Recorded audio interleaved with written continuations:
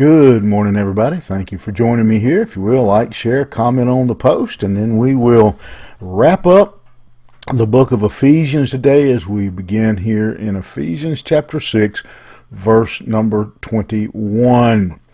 And the way Paul wraps up the letter is by reminding us and telling us about a friend of his who has been a fellow laborer and who is a model for us in the faith. His name, you see in verse 21, is Tychicus. And you may hear that said in different ways. I think everybody that pronounces it stabs at it just a little bit different.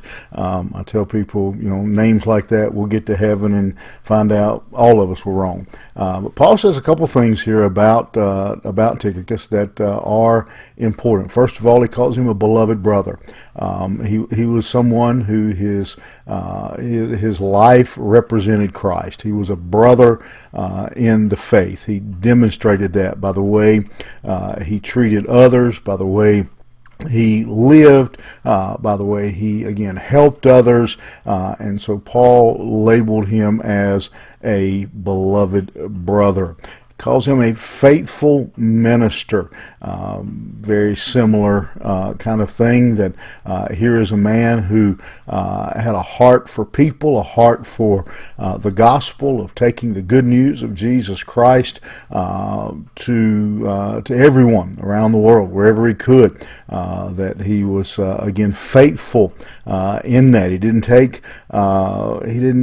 take breaks. He was continually serving God. He didn't just serve God on Sunday in the church. He was a faithful minister. He was continually doing those things. And we see that, again, because of that, he was a man that also, he says, he's beloved, he's a faithful in the Lord, will tell you everything. He is a man who is a good man, who is a friend of the church. He's going to come and tell you everything. I've sent him to you so he can give you this message, that he can encourage you. He is a good man.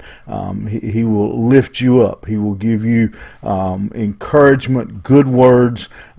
He's again not a pessimist, not negative, not going to be critical, but he is a good person to have in the church, a good person to have around, because he will he is a man who will cause you to move closer to the Lord instead of further from the Lord. And that's important, that we have people in our life who are that way. We need to ask ourselves that question in a couple of ways. And are the people around us, or the people we associate with, do they move us closer to the Lord, or do they hinder our relationship with the Lord? And then we need to look in the mirror and ask that same question about ourselves. Do we help others grow closer to the Lord? Do we help others in their Christian walk, or do we cause them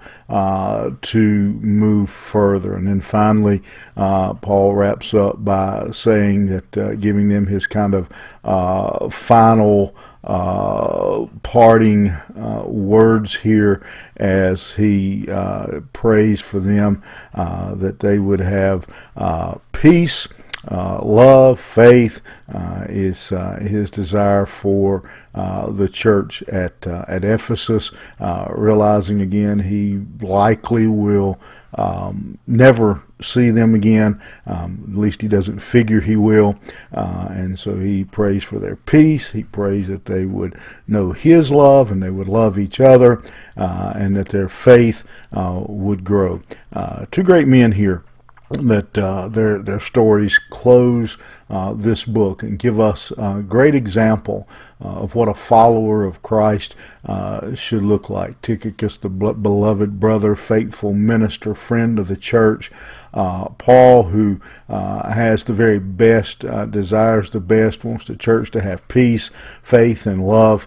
What a great example for us of how we should be encouraging, how we should be lifting up and stirring up other believers to move closer to Christ. And as we wrap up this book and we consider these two men here at the end, they're good men to look at and say, how does my life compare? Am I following the model that they laid down in the early church?